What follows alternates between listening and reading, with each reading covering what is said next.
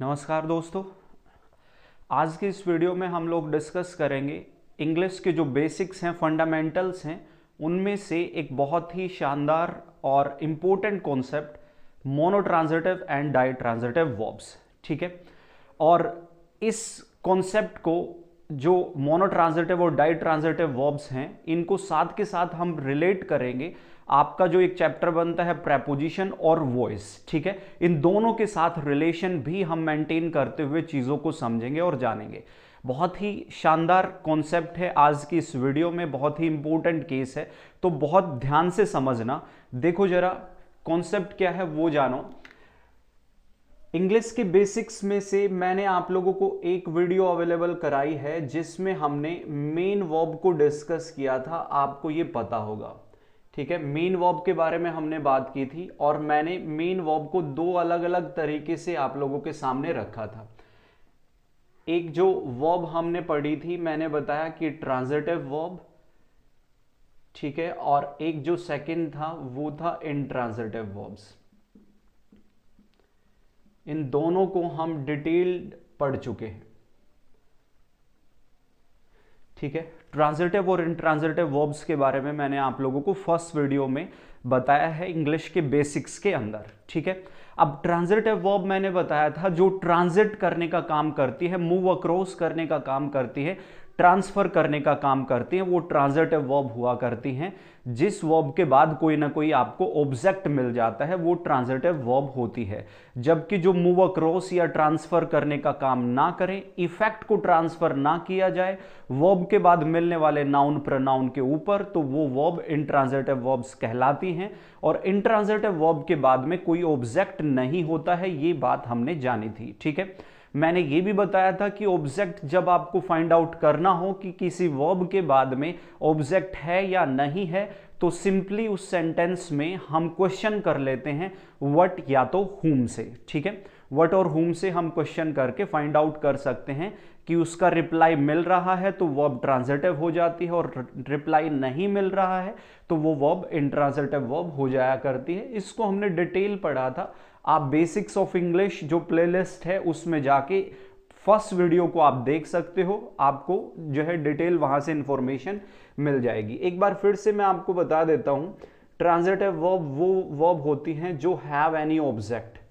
जिस वर्ब के बाद में कोई ना कोई ऑब्जेक्ट मिल जाता है वो वर्ब ट्रांजिटिव वर्ब हुआ करती है। और जो वर्ब के बाद हैव नो ऑब्जेक्ट, जिन वर्ब के बाद में कोई ऑब्जेक्ट नहीं होता है, वो आपकी इंट्रांजिटिव वर्ब हुआ करती है। राइट, ये बात हम लोगों ने डिस्कस की थी। आज थोड़ा सा और फर्दर इसको डिटेल करते हैं और थोड़ा सा कैटेगराइज करते हैं। ट्रांजिटिव वर्ब के बारे में हम बात करें तो दो तरीके से ट्रांजिटिव वर्ब हुआ करती हैं। ठीक है, कौन कौन सी दो ट्रांजिटिव वर्ब होती हैं भाई, जान ले। मैंने आपके सामने लिखा एक मोनोट्रांजिटिव, राइट, और एक जो होती है दैट इज डाइट्रांजिटिव। ये दो तरीके से ट्रांजिटिव वर्ब हुआ करती हैं, मोनोट्रांजिटिव वर्ब्स और सेकंड जो है वो है डाइट्रांजिटिव वर्ब्स। ट्रांजिटिव को ही फर्दर डिवाइड कर रहे हैं, ट्रांजिटिव वर्ब्स को ही कैटेगराइज किया जा रहा है। ध्यान देना, मोनोट्रांजिटिव ये दो अलग अलग वर्ड्स का कॉम्बिनेशन है, मोनो प्लस ट्रांजिटिव, यानी कि ट्रांजिटिव जिसके बाद कोई ऑब्जेक्ट होता है, लेकिन ये जो मोनो जो प्रीफिक्स है, जो लेटर्स मिले हुए हैं किसी भी वर्ड के स्टार्टिंग में जो जो लेटर्स मिल जाते हैं, मोनो, मोनो नाम का ये प्रीफिक्स रिप्रेजेंट करता है वन को। तो मोनो ट्रांजिटिव वर्ब वो वर्ब हो जाती हैं जो हैव वन ऑब्जेक्ट। जिस वर्ब के बाद में आपको वन ऑब्जेक्ट मिलता है वो मोनो ट्रांजिटिव वर्ब हुआ करती हैं। जबकि ये जो प्रीफिक्स है डाई नाम का, ठीक है, डाई रिप्रेजेंट करता है हमेशा टू को। ठीक है, तो डाई ट्रांजिटिव वर्ब्स वो वर्ब हो जाती हैं जो हैव टू ऑब्जेक्ट्स। जिन वर्ब्स के बाद में दो ऑब्जेक्ट्स मिल जाते हैं वो आपकी डाई ट्रांजिटिव वर्ब्स हुआ करती हैं। इस बात को समझ रहे हो, मोनो प्रीफिक्स है रिप्रेजेंट करता है वन को, डाई जो प्रीफिक्स है वो रिप्रेजेंट करता है टू को। तो मोनो ट्रांजिटिव जिस वर्ब के बाद में वन ऑब्जेक्ट मिलता है, डाई ट्रांजिटिव जिस वर्ब के बाद में टू ऑब्जेक्ट्स आपको दे दिए जाते हैं, वो डाई ट्रांजिटिव वर्ब हुआ करती है। ठीक है, अब देखो फर्स्ट लेक्चर जो आपको बेसिक्स का मिला था बेसिक्स ऑफ इंग्लिश, जिसमें हमने ट्रांजिटिव और इंट्रांजिटिव को पढ़ा था, उसमें जितने भी मैं एग्जाम्पल्स मैंने आप लोगों को अवेलेबल कराए थे, mostly examples mono transitive verbs के थे। ठीक है, यानी कि वर्ब के बाद में कोई ना कोई एक ऑब्जेक्ट आप लोगों को मिल रहा था, वो ट्रांजिटिव वर्ब मैंने आपको हाईलाइट की, और जिस वर्ब के बाद में कोई ऑब्जेक्ट नहीं था वो आपकी इंट्रांजिटिव वर्ब हो जाती थी। लेकिन आज जो हम डिस्कस करेंगे, जो एग्जाम्पल, जो हमारा मेन फोकस रहेगा, वो रहेगा डाइट्रांजिटिव वर्ब्स पे।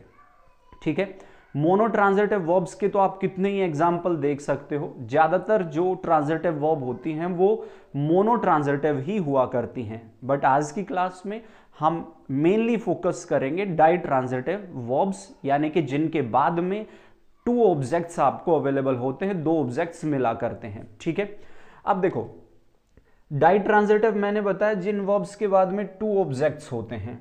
ठीक है, तो अब चलिए थोड़ा सा ऑब्जेक्ट को फोकस कर लेते हैं। ऑब्जेक्ट की हम बात करें तो तय करें कि ऑब्जेक्ट दो तरीके से ऑब्जेक्ट हुआ करते हैं भाई। ठीक है, दो तरीके के ऑब्जेक्ट हुआ करते हैं। एक ऑब्जेक्ट होता है इनडायरेक्ट ऑब्जेक्ट, इनडायरेक्ट ऑब्जेक्ट। अब ये जो इनडायरेक्ट ऑब्जेक्ट होता है ये हमेशा रिप्रेजेंट करता है लिविंग नाउन्स को रिप्रेजेंट करता है। लिविंग, जो भी लिविंग नाउन्स हैं या प्रोनाउंस हैं, ठीक है, लिविंग का मतलब है कि इसके अंदर पर्सन्स भी हो सकते हैं, साथ के साथ जो है एनिमल्स भी जो है गिवन हो सकते हैं। कोई पर्सन हो सकता है या एनिमल हो सकता है। अच्छा, एक जो ऑब्जेक्ट होता है दैट इज डायरेक्ट ऑब्जेक्ट। ठीक है, डायरेक्ट ऑब्जेक्ट होता है, और डायरेक्ट ऑब्जेक्ट के अंदर जो नॉन लिविंग नाउन या प्रोनाउन हुआ करते हैं, ठीक है, नॉन लिविंग को रिप्रेजेंट करता है। ये दो तरीके से ऑब्जेक्ट हुआ करते हैं। दो ऑब्जेक्ट मैंने बताया, एक इनडायरेक्ट ऑब्जेक्ट और एक डायरेक्ट ऑब्जेक्ट। इनडायरेक्ट ऑब्जेक्ट वो ऑब्जेक्ट होते हैं जो लिविंग को रिप्रेजेंट करते हैं, जिसमें पर्सन और एनिमल दोनों ही कंसिडर कर लिए जाते हैं, जबकि डायरेक्ट ऑब्जेक्ट वो ऑब्जेक्ट जिसके जो रिप्रेजेंट करता है नॉन लिविंग नाउन्स को। ठीक है, जो थिंग्स वगैरह होते हैं। अच्छा, एक बात आपको ध्यान होगी, मैंने बताया था कि जब हम ऑब्जेक्ट के बारे में फाइंड आउट करते हैं तो क्वेश्चन करते हैं किससे, व्हाट या तो हुम से क्वेश्चन करते हैं, आपको ध्यान होगा। ठीक है, व्हाट और हुम से क्वेश्चन करते हैं। अब हमेशा ध्यान रखना कि जो इनडायरेक्ट ऑब्जेक्ट होते हैं लिविंग को जो रिप्रेजेंट करते हैं, ये फाइंड आउट करने के लिए हम हमेशा क्वेश्चन करते हैं किससे, हुम से। हुम का रिप्लाई इनडायरेक्ट ऑब्जेक्ट होता है, जबकि डायरेक्ट ऑब्जेक्ट जो होता है वो रिप्लाई हुआ करता है किसका, व्हाट का। ठीक है, ये भी ध्यान रखना है कि व्हाट का रिप्लाई हमेशा डायरेक्ट ऑब्जेक्ट होता है जो नॉन लिविंग नाउन प्रोनाउन को बताता है, और हुम का रिप्लाई हमेशा इनडायरेक्ट ऑब्जेक्ट होता है जो लिविंग को रिप्रेजेंट करता है। एक बड़ी बात और समझ लेना कि जब भी दो दो ऑब्जेक्ट दे दिए जाएं, डाई ट्रांजिटिव वर्ब के बाद दो दो ऑब्जेक्ट मिलते हैं, तो उनका जो सीक्वेंस होता है वो सीक्वेंस यही है कि आप पहले यूज किया करते हैं वर्ब के तुरंत बाद इनडायरेक्ट ऑब्जेक्ट आता है, और जो डायरेक्ट ऑब्जेक्ट होता है वो सेकंड नंबर पे आता है। ठीक है, पहले इनडायरेक्ट ऑब्जेक्ट आएगा जो लिविंग को रिप्रेजेंट कर रहा होता है, और जो है डायरेक्ट ऑब्जेक्ट उसके बाद में आया करता है। इंग्लिश में ये एक इंपॉर्टेंट कॉन्सेप्ट बनता है बेसिक्स के अंदर कि indirect object is preceded by a direct object. Indirect object direct object से पहले आया करता है। इसी तरीके से हम इनको सेंटेंस में यूज किया करते हैं, तो पहले इनडायरेक्ट आएगा बाद में डायरेक्ट, राइट। सीक्वेंस जैसे ही बदल दोगे तुरंत सेंटेंस आपका एरर में हो जाया करता है, इस बात का भी ध्यान रखना है। तो चलिए वर्क करते हैं, कुछ सेंटेंसेस मैं आप लोगों के सामने लेके आता हूं डाई ट्रांजिटिव वर्ब्स पर बेस्ड, कैसे क्वेश्चन करते हैं, और मैंने बताया फिर इसी को हम प्रोनाउन से रिलेट, प्रेपोजिशन से रिलेट करेंगे और वॉइस नाम के चैप्टर से रिलेट कर लेंगे। ठीक है, तो आई होप कि ये बेसिक बात आप लोगों को समझ में आ गई होगी। चलिए सेंटेंस देखते हैं। एक सेंटेंस में कह रहा हूं,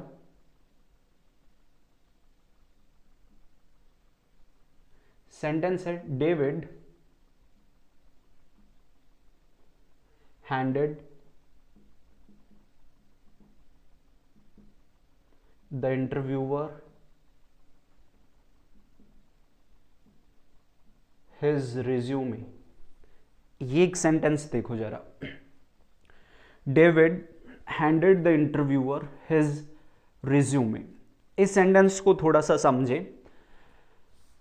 जैसा कि आप देख पा रहे हो कि ये हैंडेड जो वर्ब है, बेशक ये वर्ब के बाद यदि हम देखें, ये जो इंटरव्यूअर नाम का वर्ड है, इंटरव्यूअर ये पर्सन को रिप्रेजेंट कर रहा है, तो बेशक ये इनडायरेक्ट ऑब्जेक्ट है, और इनडायरेक्ट ऑब्जेक्ट किसका रिप्लाई होता है? हुम का रिप्लाई होता है। कैसे क्वेश्चन करते हैं ये मैंने आपको फर्स्ट वीडियो में बताया था, ट्रांजिटिव और इंट्रांजिटिव वर्ब करके, जो वीडियो है आप उसको देख सकते हो। ठीक है, जैसे यहां पे सेंटेंस में देखो, डेविड हैंडेड द इंटरव्यूअर, हुम से क्वेश्चन कैसे करेंगे? हुम did David hand his resume, यानी कि डेविड ने किसको हैंड किया अपना रिज्यूमे? तो रिप्लाई मिला डेविड हैंडेड द इंटरव्यूअर। ठीक है, और ये जो हिज रिज्यूमे नाम का वर्ड है, बेशक ये डायरेक्ट ऑब्जेक्ट है, और ये डायरेक्ट ऑब्जेक्ट जो है ये व्हाट का रिप्लाई आप लोगों को गिवन कर रखा है। कैसे क्वेश्चन करेंगे? What did David hand the interviewer, David ने इंटरव्यूअर को क्या हैंड किया? तो रिप्लाई मिला हिज रिज्यूमे। ठीक, तो इनडायरेक्ट ऑब्जेक्ट है, डायरेक्ट ऑब्जेक्ट है, दोनों जब दे दिए जाते हैं तो पहले इनडायरेक्ट ऑब्जेक्ट आता है, बाद में डायरेक्ट ऑब्जेक्ट आया करता है, ये सीक्वेंस होता है, ये भी हमें पता है। अच्छा, जब दो दो ऑब्जेक्ट दे रखे हैं तो सेंटेंस के अंदर जो वर्ब आपकी मिल गई है वो डाई ट्रांजिटिव वर्ब है, जिससे पहले ये आपका सब्जेक्ट हो गया है। इस तरीके से हैंड जो वर्ब है, बेस वर्ब सेंटेंस के अंदर, वो आपकी डाई ट्रांजिटिव वर्ब अवेलेबल हो रखी है। ठीक है, इनडायरेक्ट ऑब्जेक्ट जो हुआ करते हैं वो हुम का रिप्लाई होता है, और जो डायरेक्ट ऑब्जेक्ट होता है वो व्हाट का रिप्लाई हुआ करता है। ये बात आप देख ही सकते हो, जान सकते हो। अच्छा, एक सेंटेंस देखो, जैसे मैं कह रहा हूं,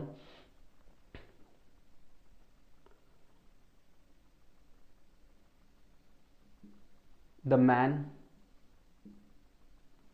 served his sisters grilled cheese sandwiches.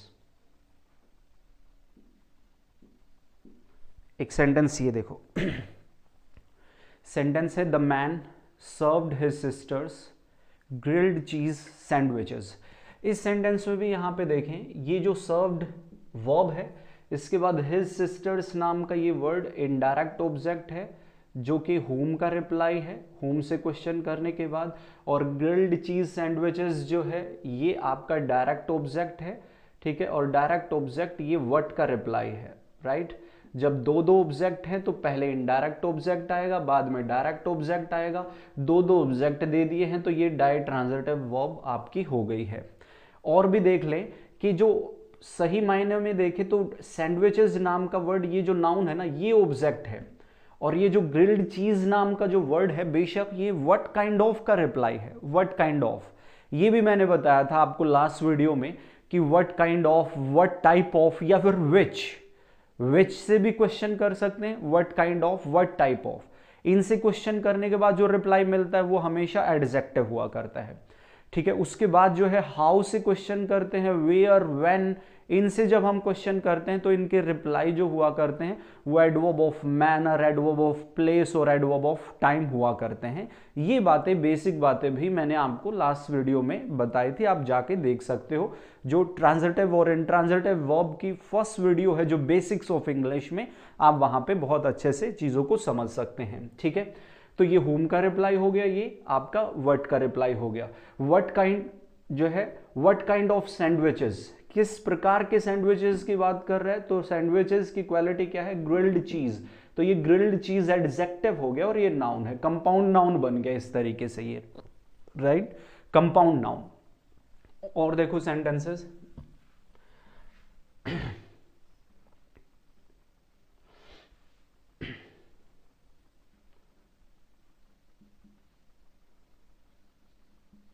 this lady teaches her students physics and chemistry। एक सेंटेंस ये देखो, this lady teaches her students physics and chemistry. इस सेंटेंस में भी ये वर्ब है, किसे टीच करती है, हर स्टूडेंट्स को टीच करती है, तो इनडायरेक्ट ऑब्जेक्ट हो गया। होम का रिप्लाई है व्हाट, क्या टीच करती है, ठीक है, what does this lady teach her students, क्या टीच करती है, तो फिजिक्स एंड केमिस्ट्री, तो ये डायरेक्ट ऑब्जेक्ट हो गया जो व्हाट का रिप्लाई है। दो दो ऑब्जेक्ट दे दिए तो पहले इनडायरेक्ट ऑब्जेक्ट आता है, बाद में डायरेक्ट ऑब्जेक्ट आता है, तो ये आपकी डाई ट्रांजिटिव वर्ब हो गई है, ठीक है। ये आपका सेंटेंस में सब्जेक्ट है, ठीक है। इस तरीके से ये सेंटेंस में भी आपकी डाई ट्रांजिटिव वर्ब है, ठीक है। और देखो एक सेंटेंस में कह रहा हूं, Santa promised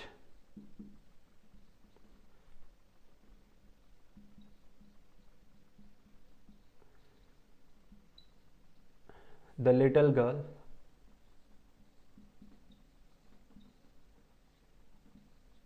a wonderful Christmas।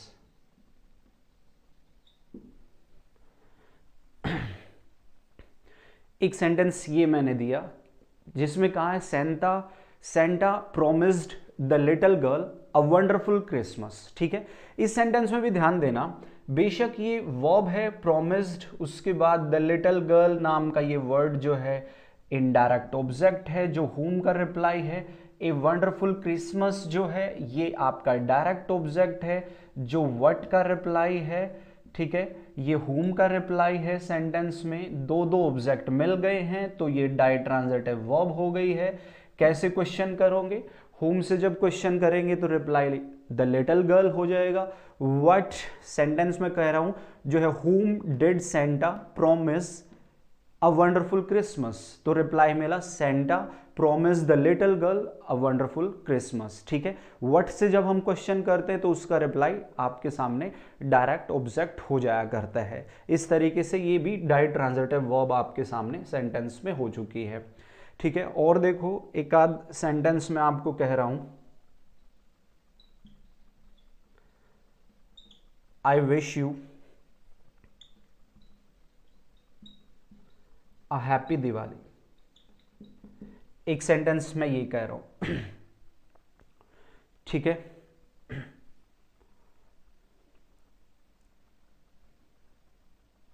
ठीक है, एक सेंटेंस मैंने कहा I wish U A happy Diwali, तो यहां पे विश वर्ब हो गया, ये इनडायरेक्ट ऑब्जेक्ट है, और क्या विश किया है, जो है हैप्पी दिवाली विश किया है, ये आपका डायरेक्ट ऑब्जेक्ट है, ठीक है। तो इस तरीके से ये डाई ट्रांजिटिव वर्ब आपके सामने विश करके जो वर्ब है वो डाई ट्रांजिटिव वर्ब हो चुकी है, ठीक। तो इस तरीके से जितनी भी वर्ब्स आपकी जो है जिनके बाद दो दो ऑब्जेक्ट मिल जाते हैं डाई ट्रांजिटिव वर्ब हो जाया करते हैं, इस बात का आप लोगों को ध्यान रखना है, ठीक है। एक सेंटेंस ये देखो,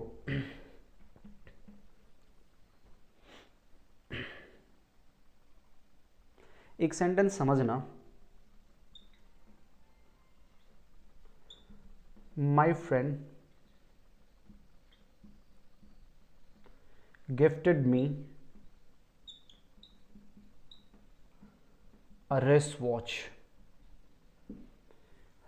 My friend gifted me a wristwatch।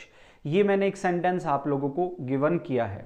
अब जैसा कि मैंने बताया था कि इन डाई ट्रांजिटिव वर्ब्स को मैं प्रेपोजिशन और वो इस चैप्टर से रिलेट करके आप लोगों को बताऊंगा, वो चीज़ें अब हम समझेंगे इन सेंटेंसेस में।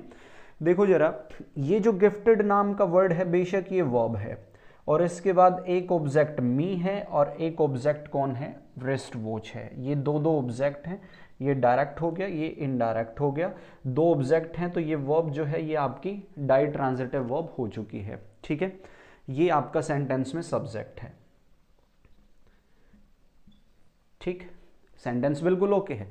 इस सेंटेंस को आप ऐसे भी लिख सकते हो, माई फ्रेंड, प्रेपोजिशन से रिलेट कर रहे हैं अब हम यहां पे, my friend gifted a wrist watch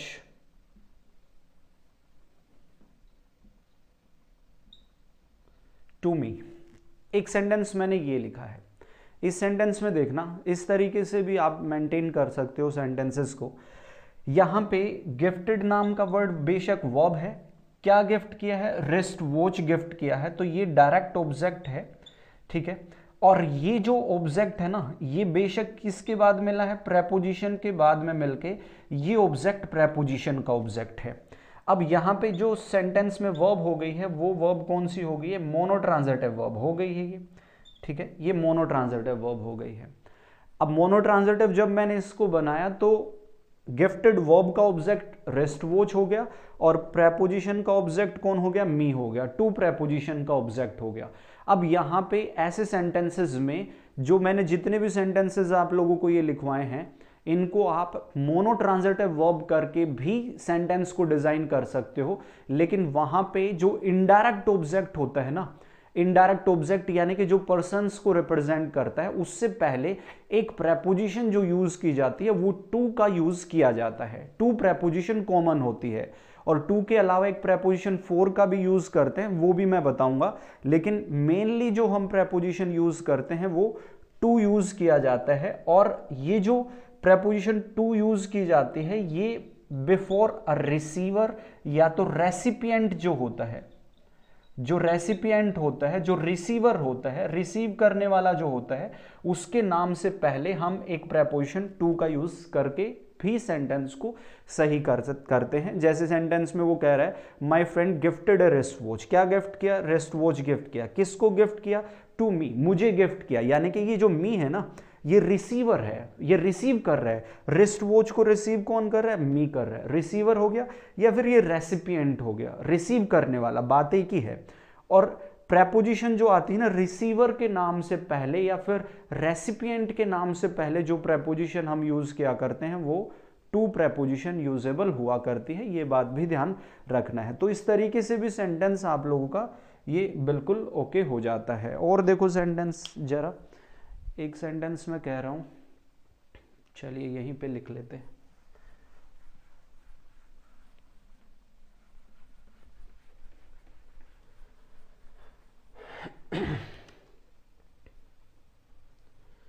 एक सेंटेंस में कह रहा हूं, एक टू प्रेपोजिशन से, जैसे और देख लो ना, सेंटेंस और हम समझते हैं। इस सेंटेंस को आप ऐसे भी कह सकते हैं, David handed his resume to the interviewer. आप ऐसे भी कह सकते हो, कोई दिक्कत नहीं होगी। David handed his resume to the interviewer. इस सेंटेंस में आप ऐसे भी बोल सकते हो, the man served grilled cheese sandwiches to his sisters. बेशक ऐसे भी हो गया। हिज सिस्टर्स जो है ग्रिल्ड चीज सैंडविचेस के लिए रेसिपिएंट हो गया तो रिसीवर हो गया, जिससे पहले प्रेपोजिशन टू का यूज हम लोगों ने कर दिया है। सेंटेंस ये ऐसे भी हो सकता है, this lady teaches physics and chemistry to her students. ठीक है, तो अब हर स्टूडेंट्स क्या हो गए? वो फिजिक्स एंड केमिस्ट्री की जो टीचिंग है उसके रिसीवर हो गए, रेसिपिएंट हो गए हैं। Santa promised a wonderful Christmas to the little girl. ठीक है, तो ये जो प्रॉमिस किया है वंडरफुल क्रिसमस, उसको रिसीव करने वाला रेसिपिएंट लिटिल गर्ल हो गया है। ठीक है, आप ऐसे भी बोल सकते हैं, I wish a happy Diwali to you. इस तरीके से सेंटेंस बोलोगे, कोई दिक्कत नहीं है, सेंटेंस ओके हो जाया करते हैं। अच्छा, कुछ सेंटेंस और देखो। एक सेंटेंस में कह रहा हूं, मदर पेड द बिल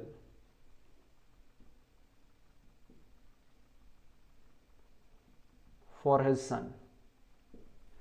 अब यहां पे पेड नाम की वर्ब के बाद बिल नाम का वर्ड जो है ये ऑब्जेक्ट हो गया, और ये जो हिज सन ऑब्जेक्ट है, बेशक यहां पे प्रेपोजिशन हम यूज कर रखे फॉर, तो ये प्रेपोजिशन का ऑब्जेक्ट हो गया। मैंने बताया था दो प्रेपोजिशन आती हैं, एक प्रेपोजिशन टू रहा करती है और जो सेकंड प्रेपोजिशन होती है वो फोर का यूज किया जाता है। लेकिन ध्यान रखना, जो फोर प्रेपोजिशन होती है वो पर्पस को शो करने के लिए यूज की जाती है। यानी कि पर्पस कौन हो गया? हिज सन, उसके सन के लिए बिल पे किया है। ठीक है, और प्रेपोजिशन फोर का यूज किया जाता है बताने के लिए कि सेंटेंस का सब्जेक्ट कोई काम को करता है। क्या काम को करता है? पेड करता है, बिल को पे करता है। किसके लिए? किसी दूसरे पर्सन के लिए। यहां पे हिज सन के लिए वो जो है हर सन, ठीक है, अपने सन के लिए जो है वो बिल पे कर रही है। क्यों? ताकि ये जो पर्सन है उसको ये एक्टिविटी ना करनी पड़े, ताकि उसको ये काम ना करना पड़े।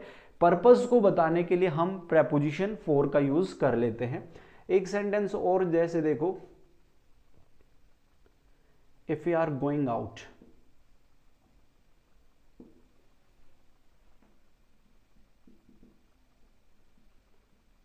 kindly pause this for me.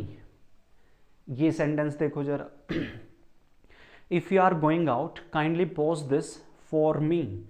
तो यहां पे भी फॉर प्रेपोजिशन जो है ये प्रेपोजिशन का ऑब्जेक्ट हो गया, और ये भी किसको बता रही है, पर्पस को बता रही है। ठीक है, वो कह रहा है कि if you are going out, यदि आप बाहर जा रहे हैं तो kindly pause this for me, मेरे लिए ये पोस्ट कर दे। ठीक है, मैं आपको पोस्ट करने के लिए कह रहा हूं क्योंकि ऐसा हो सकता है कि शायद मेरे पास टाइम नहीं है या फिर मुझे अलग से जाना पड़ेगा। ठीक है, तो जो है मेरे को ये काम ना करना पड़े, उसलिए दैट्स वाई जो है पर्पस को बताने के लिए वो कह रहा है कि आपको यहाँ पे लेटर को पोस्ट करने के लिए बात हो रही है। तो ऐसे सिचुएशन में जो डाई ट्रांजिटिव वर्ब होती है उनके बाद दो ऑब्जेक्ट मिलते हैं, लेकिन इन सेंटेंसेस को हम क्या कर सकते हैं कि एक जो है मोनो ट्रांजिटिव वर्ब का भी यूज कर सकते हैं, लेकिन जो इनडायरेक्ट ऑब्जेक्ट होता है उससे पहले हम दो प्रेपोजिशन यूज करते हैं, प्रेपोजिशन टू और फॉर। प्रेपोजिशन टू का यूज किया जाता है सेंटेंस में रेसिपिएंट से पहले, रिसीवर से पहले, और प्रेपोजिशन फोर जो हुआ करती है वो पर्पस को, उद्देश्य को बताने के लिए यूज की जाया करती है। ठीक है, तो ये तो था मोनो ट्रांजिटिव और डाई ट्रांजिटिव वर्ब का जो है प्रेपोजिशन के साथ मैंने रिलेशन बताया है। अब चलिए इसको वॉइस से थोड़ा सा रिलेट कर लेते हैं। अब देखो ध्यान देना, वॉइस की हम बात करें तो सेंटेंस में डाई ट्रांजिटिव वर्ब है, जितने भी सेंटेंसेस हैं यहां पे आप देख सकते हो, राइट। अब डाई ट्रांजिटिव वर्ब यानी कि सेंटेंस में वर्ब के बाद में दो दो ऑब्जेक्ट आपको मिलते हैं। ठीक है, तो जब पैसिव वॉइस में हम चेंज करते हैं तो हम क्या करते हैं कि दोनों जो ऑब्जेक्ट हैं इनमें से किसी को भी हम सेंटेंस का सब्जेक्ट बना के सेंटेंस को पैसिव वॉइस में चेंज आसानी से कर सकते हैं। जैसे ये जो सेंटेंस है इसको मैं कह सकता हूं, the interviewer was handed his resume by David, ऐसे मैं बोल सकता हूं, the interviewer was handed his resume by David, ऐसे भी मैं बोल सकता हूं। और इसको ऐसे भी कहा जा सकता है कि his resume was handed to the interviewer by David. ठीक है, प्रेपोजिशन टू कब यूज की जाएगी, जब रिसीवर या रेसिपिएंट आ जाए। जैसे मैंने कहा his resume was handed, resume को हैंडेड किया गया किसको, इंटरव्यूअर को, इंटरव्यूअर रेसिपिएंट हो गया, रिसीवर हो गया, तो इससे पहले was handed to the interviewer by David. ठीक है, दोनों ही मेथड का यूज करके आप सेंटेंस को पैसिव वॉइस में डिजाइन कर सकते हो। अच्छा, जब इनडायरेक्ट ऑब्जेक्ट को लेके आते हो तो अब टू की कोई रिक्वायरमेंट नहीं रह जाती है, फिर मैं क्या कहूंगा, द इंटरव्यूअर वॉज हैंडेड, क्या हैंडेड किया, हिज रिज्यूमे। ठीक है, तो ये ऑब्जेक्ट हो जाता है, the interviewer was handed his resume by David. इस तरीके से हम सेंटेंस को ओके कर सकते हैं। ठीक है, अच्छा कुछ वर्ब्स मैं आप लोगों को बता देता हूं जो एक तरीके से डाई ट्रांजिटिव वर्ब्स हुआ करती हैं। कुछ वर्ब्स देख लीजिए,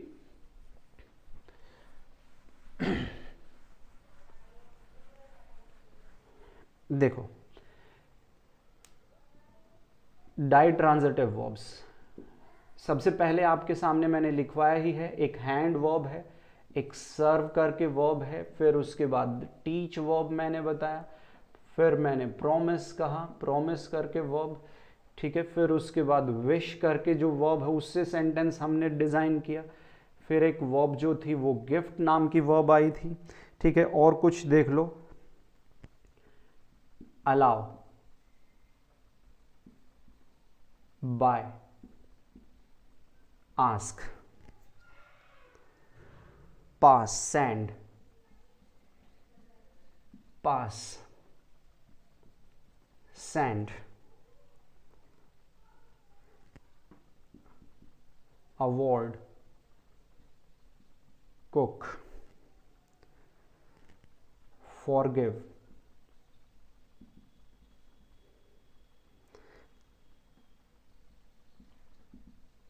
bring, build, grant, sell, write, order, save, tell, enough. ठीक है, ये कुछ वर्ब्स मैंने आप लोगों को लिखवाई हैं जो डाई ट्रांजिटिव वर्ब हुआ करती हैं। ठीक है, प्रेपोजिशन से हमने रिलेट कर दिया है, पैसिव वॉइस कैसे डिजाइन करते हैं ये हमने बता दिया है। ठीक है, डाई ट्रांजिटिव वर्ब कैसे आइडेंटिफाई कर सकते हो, इनडायरेक्ट ऑब्जेक्ट हुम का रिप्लाई होता है, डायरेक्ट ऑब्जेक्ट व्हाट का रिप्लाई होता है, ये सब आप जान चुके हो। तो ये थी आपकी बेसिक्स ऑफ इंग्लिश, जो इंग्लिश के फंडामेंटल्स होते हैं उसमें से सेकंड वीडियो। नेक्स्ट वीडियो में हम एक और इंपॉर्टेंट कॉन्सेप्ट को पढ़ेंगे जिसमें हम जानेंगे कॉम्प्लीमेंट के बारे में। ठीक है, तो आई होप कि ये बातें आपको समझ में आई होंगी। ठीक है, कोई दिक्कत है तो वीडियो को आप रिपीटिशन मोड पे देख सकते हो, अच्छे से नोट्स डिजाइन कर लें। मिलते हैं नेक्स्ट वीडियो में, तब तक के लिए take care. Okay, thank you.